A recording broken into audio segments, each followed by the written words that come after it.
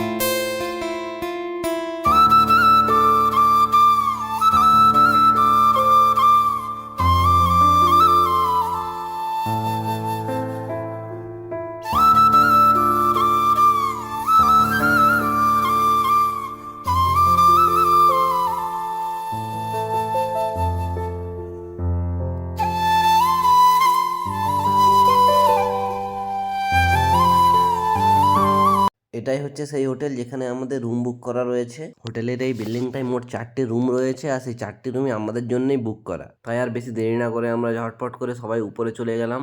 Finally এতক্ষণ journey করার পর আমরা রুমের মধ্যে চলে এসেছি। এই ব্যালকনি থেকে হোটেলের চারপাশকে কেমন দেখাচ্ছে, চলো সেটা প্রথমে দেখাই।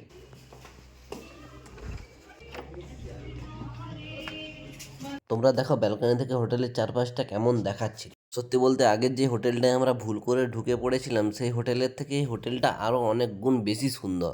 এতক্ষণ জার্নি করার পর খুবই ক্লান্ত লাগছে, সেই কারণে গরম গরম চা খেয়ে নিচ্ছি। আমি চা খাই, আর তোমরা এরকম ডেলি ব্লগের জন্য সাবস্ক্রাইব করো।